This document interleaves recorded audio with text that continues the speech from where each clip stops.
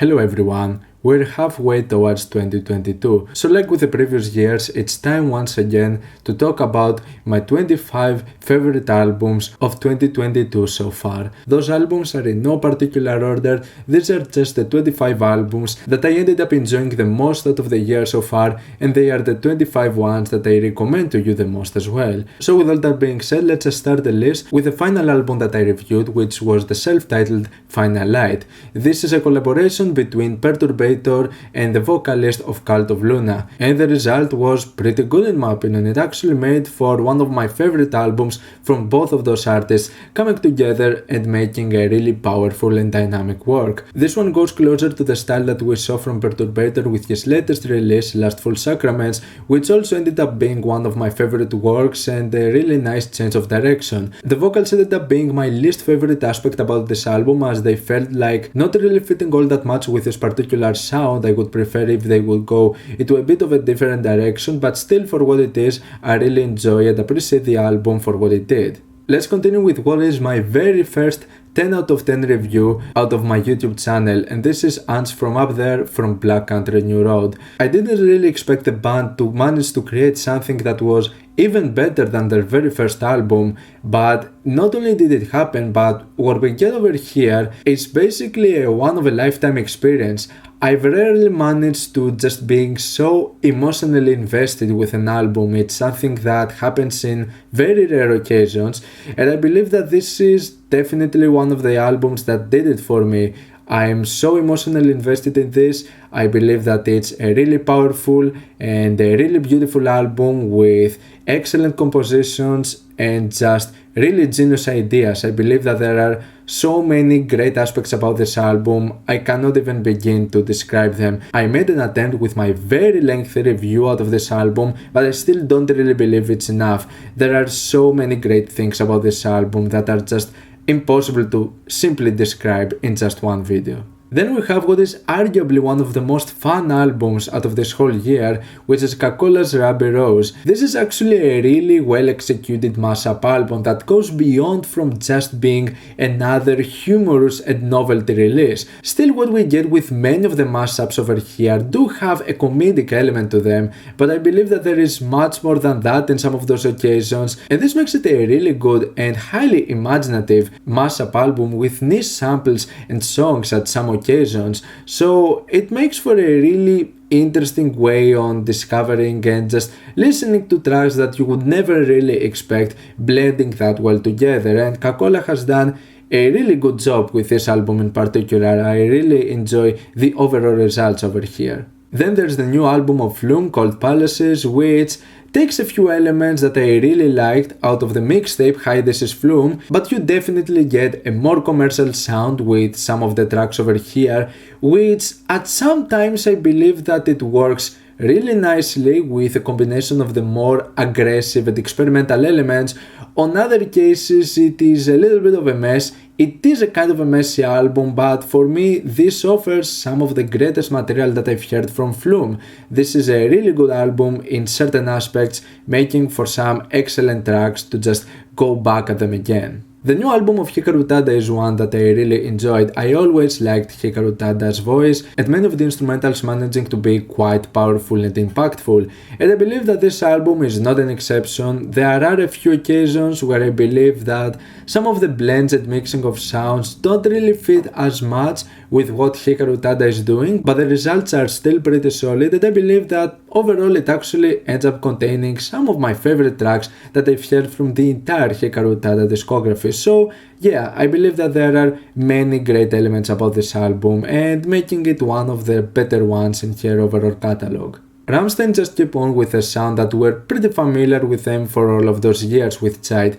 This is basically an album that doesn't really change all that much. Like if you are familiar with what Rammstein are playing for all of those years, then you're basically getting many similar stuff over here. And once again, I don't really believe that it's that much of an issue. There are certainly tracks that I don't see myself ever returning to, but there are also other moments that were pretty enjoyable. And once again, another Rammstein album that that, in my opinion, it's pretty solid and it's worth checking out, especially if you're a fan of Rammstein. There are lots to appreciate over here. Bluetooth Nord are back with what it basically feels like the continuation of Hallucinogen, an album that in my opinion had lots of potential but could have been much better, and I believe that I got what I wanted with Disharmonium. It is an album that manages to blend amazingly many of the elements that I've loved from the sound of Bluetooth Nord all over the years, from the slight industrial soundscapes to the intense atmosphere that is quite horrifying in this album in particular, and just being really all over the place at some times with its avant-garde drumming and performances. Impressive release, making it one of my favorite Bluetooth Nord release out of everything they've put out, and they've put out many albums. This is definitely one of my highlights when it comes to black metal albums of this year. And let's talk about one of my highlights in noise releases being this split of Like Weeds and Bastard Noise.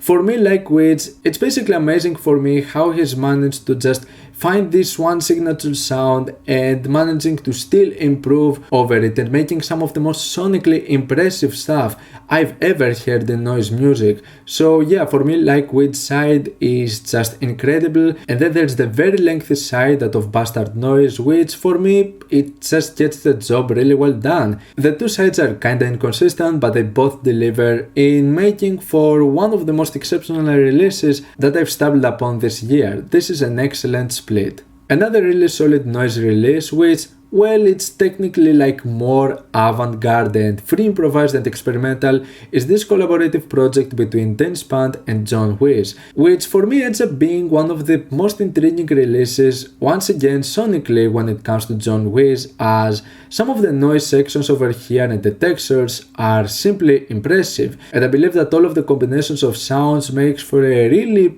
bizarre experience that it's just really well executed, and for me it is definitely a huge recommendation, especially if you're looking for something quite obscure and experimental out of this year. Getting into hip hop, of course I have to mention the new album of Pusha T. For me, once again, Pusha T made an excellent album. Does it reach the levels of Daytona? No, but I still like that Pusha T makes another short and for the most part pretty consistent album that doesn't really have that much of a filler to it, and it gets the job really well done. Once again, really powerful and great deliveries out of Pusha T, and production that is just really solid for the most part. Enjoyed many of the instrumentals over here. Once again, another highlight out of the Pusha T catalog. And when we talk about hip-hop releases, of course I have to mention the new Kendrick Lamar album. After years of anticipation, it's finally here, and while I find it to be a quite inconsistent album and having some moments that I didn't really enjoy as much,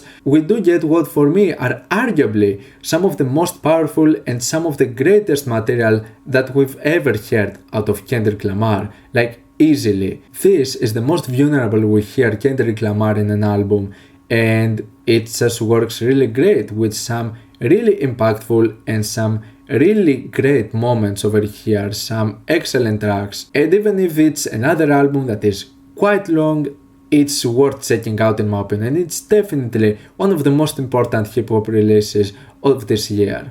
Getting once again into black metal, this is a bit of a more obscure one. It's from a Greek black metal and black noise band called Mnima, which the new album is pretty dark, is pretty brutal, is pretty menacing, and it's extremely noisy and raw. And for me, it's the kind of raw sound that I ended up really liking. It's kinda rare for me at this point to get that much into an extremely raw black metal album, but for me this one got the job done. I believe that it's a really nice blend of noise and black metal, and it's outlandish at times, it's certainly ridiculous, but I really like the results. I believe that there are some really cool riffs and that it's just a really good album that if you haven't heard it already, I do suggest you to go and check it out. You might find it to your liking. There is also the new Deathspell Omega release, which ends up showing them going into a bit of a different direction, and it's interesting that Deathspell Omega are usually known for pushing boundaries, and for the group at least, this is new, this is kinda different and a bit bizarre. Not necessarily what I was expecting with some of the black metal directions that it took, but I think that it made for definitely one of the most intriguing Deathspell Omega albums that I've ever heard. I really ended up enjoying this direction that they took with this particular album, and I'm really curious if we're gonna see more like this in the future. Noise's third album, while it's a really long one, is pretty cool. I believe that it contains some of the greatest tracks that Noise have ever put out, with some really nice features in some of the occasions as well, and it's a really nice blend of Eurofunk with other genres of electronic music and some really solid production. For me, a pretty catchy and really energetic album that if you are fans of like this style of music, you definitely need to check this one out. Going into a more moody phase of electronic music, we have the new album of Sidewalks and Skeletons, which for me might not feel as significant or powerful in comparison with some of the other releases that I've heard from Sidewalks and Skeletons, but it's still a pretty decent one and having some really cool moments to it in order to manage to land with my favorite albums of this year so far. So yeah, definitely enjoy this album and definitely a recommendation if you're fans of Sidewalks and Skeletons and Witch House in general.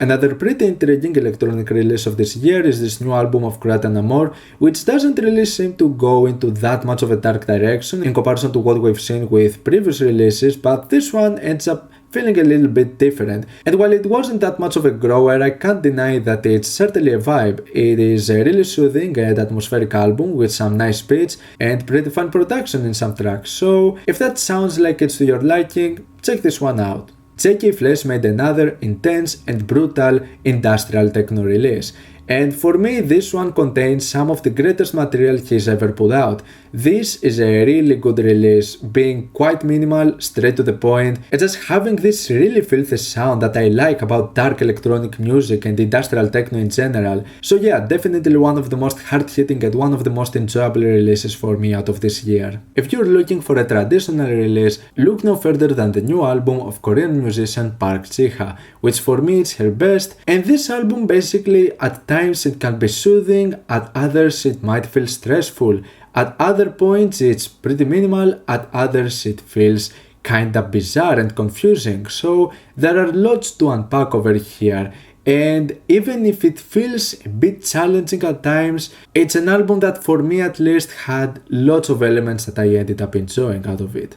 Grimm's new album feels pretty similar with many other stuff that we've heard out of him in this new era of power noise, but still it's really nice to see him delivering with one of his most powerful and one of his most intense releases. This is a pretty brutal power noise release, and one that I believe shows some of the greatest capabilities of the sound of Grimm throughout his entire career. So for me, this is definitely one of the strongest recommendations, but for those who are looking for a bit of a more challenging release when it comes to like power noise, because there are some really high frequencies and some really brutal distorted moments over here. Next we have the short soundtrack / album of Boy Harsher, which for me contains some of the best tracks that I've heard out of Boy Harsher in their entire career. For me, this one has the greatest tracks in regards to the more dark wave moments, and also having others that feel much more cheerful and going more into a synth pop direction, which was a bit of a surprise, but I feel that they managed to do a really good job on those particular songs. And then you have the other side of the soundtrack, which feels more of like a soundtrack, where we basically have those horror ambient themes, which I believe that even in those occasions they managed to make a really good job on building up those particular moments, and with at least a few of those tracks managing to work out on their own, having some really cool elements and ideas about them. For me, this is a really great album, and even outside of the movie that it has attached to it, it works really well just listening to the album. Blank Banshee's new album is more of like a vaporwave ambient release, going away from this vapor trap sound that basically made his whole career. And I don't really see people talking about this particular album. I mean, the rise of Blank Banshee as an artist is long gone, and I believe it's a bit of a shame, because for me this is definitely one of his greatest works when it comes to just having some really imaginative ideas when it comes to ambient music. It's not something really all that different or unique, but I like the minimalism and I like how soothing some of those tracks are. So for me, this is easily one of the greatest releases of Black Banshee, if not his best. And another ambient release that I enjoyed from this year, although this is a bit of a more dark release, is the new album of Flint. Also having some really cool glitch beats attached to it. This is an album that, if you're looking for like a dark ambient and electronic release, I believe that there are many great elements about this one and you're possibly not going to be disappointed by this. Vitalic is back with the second episode of Descendants, which for me basically contains one of my favorite Vitalic songs so far, which is Sirens. This is the track that basically has the sound that I loved from the very first works of Vitalic, and I really like to see him being back in form. The rest of the album might not be as powerful as this one song, but I still find this to be an improvement over the first Descendants, and basically just being a really cool house and electronic release. The new album of Vain is really great. Like, if you're looking for a metalcore release, for me, Vain are one of the best names that you can find recently. There are some really heavy and brutal moments over here, and the execution and the overall sound is really solid. This album is really badass, and I do recommend you to check this one out. And finally, we have the massive new release of King Gizzard and the Lizard Wizard. This is the very first time where I finally end up really enjoying and appreciating a King Gizzard and the Lizard Wizard release. After all of the albums that I've heard from them, this is the one that clicks with me. And this is a huge mess. This album basically goes from many different phases of King Gizzard and the Lizard Wizard that we've seen over the years, but somehow they managed to basically create the best moments from everything they've put out in all of their styles, and some of the results over here are quite impressive. I still find that there are elements that I don't really enjoy that much about the album, but it's really interesting that this really messy and all over the place album is the one that basically managed to be the most consistent for me and the one that I ended up enjoying the most out of the band. So these are my 25 favorite albums of 2022 so far. What are your favorite albums of 2022 so far? Let me know down in the comments. Leave a like if you enjoyed the video, subscribe for more content like this. Thank you for watching, I'll see you all in the next video. Goodbye.